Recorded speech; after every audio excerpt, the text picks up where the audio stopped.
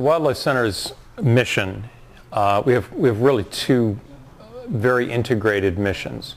And one mission is to provide animal care, mostly wildlife, but we also do some commercial exotics care. It's really about care of the animals. And then the second mission is we're trying to educate students of all ages. We're trying to stay in business. We're trying to stay alive as a nonprofit. And so we accept donations all the time, of course. But in addition to that, we also provide services to the community. And those service monies, those monies that we earn, we use to support the nonprofit. So if you have like a macaw or a parrot that you need to board, you bring them out here. You can bring a parrot, you can bring you can bring your spider if you want, and we will care for it while you're on vacation. And the wildlife side of things, we accept wildlife. And we're accepting wildlife as a way of providing a veterinary care, providing a veterinary oversight to the process of care for them, ultimately to release wild animals back to the wild. So we don't keep any of those animals as education tools except for one. We have one red-tailed hawk that stays with us permanent. He can't fly very well. Wouldn't be able to fly well enough to be released into the wild. So all the wildlife that we care for, our goal is to get it back out to the wild where it can be released and live in the wild again. Yolanda is an iguana who was actually Yolanda's owner was a very assiduous, very careful caretaker of Yolanda. And she moved to, believe it or not, Costa Rica. And in the process of trying to move to Costa Rica, she got Costa Rica's permission to bring this iguana with her. She just couldn't get through the state and federal process. And as a result, she threw her hands up and said, I either have to euthanize Yolanda or I don't know what. And being a soft heart and soft touch, we agreed to take Yolanda. And she has an open area in our center where she can wander around, which includes a library, and so she often perches herself up on the books. How old is Yolanda? Yolanda is 12 or 13 years old, and it's fascinating to me that 20-some years ago, when I started practicing veterinary medicine, the average lifespan of an iguana was 3 to 5 years.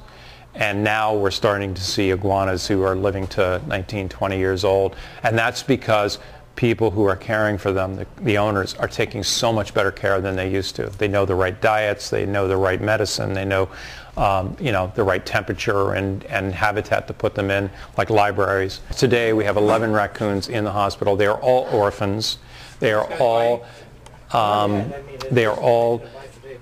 The parents have been lost in one way or another. They either were hit on the road by a car, or the habitat that they were living in was destroyed, like a hollow of a tree. Sometimes this gets into houses being destroyed and things of that sort. And in those situations, we try to pair them back up with a parent. If we can't, we will accept up to a total of 15 raccoons for care. Raccoons are very difficult to care for because they are so dexterous, because they are so nimble, and because they are so smart. In our world, raccoons do very well. They love our backyards, they love our garages, they love our garbage, they love our trees. The perfect habitat for a raccoon to live in is a semi-suburban woodland that it borders on people's yards and driveways and all that. It's a perfect place for them to live. Most raccoons that you see you have to just assume that they're fine. There's going to be a few raccoons that are going to have a problem, and those are the ones that are disoriented. Raccoons come out during the daytime, not as much as they come out at night, but they do come out during the daytime, just like I go to the movies at night. Right. After dark, the lights come on and we go outside and do things. Well, just for them, they get up and run around during the daytime sometimes.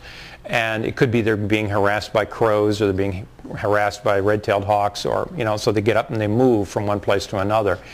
But if an animal is disoriented, if an animal is walking around in a circle, that's a problem. If an animal is standing still and just not reacting, that's a problem. Those are, you know, if he's hunkering down in fear, that's probably normal. But if they're just kind of zoned out, they're just not simply reacting. Or another symptom would be if you see a lot of gunky eyes or runny nose or anything like that, that's a sick raccoon. There's two main diseases the raccoons get in this part of the world, and that is rabies, and then another one is distemper. And they show similar signs. They're both neurological diseases, and those animals you want to avoid. And in most cases, I mean, every town in the state of Massachusetts has an animal control officer.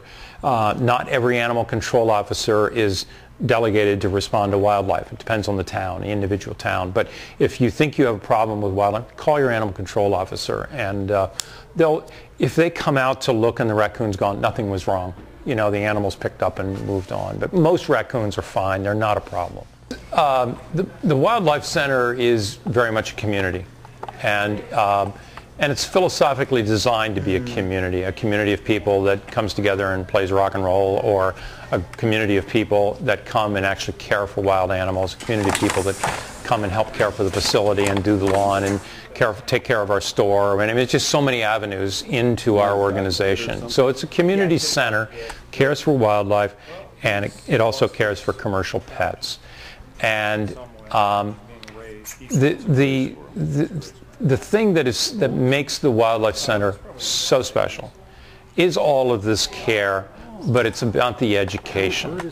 Everybody who comes into our place, I mean, I suppose in an extravagant description of us would be is we're sort of the old Socratic university.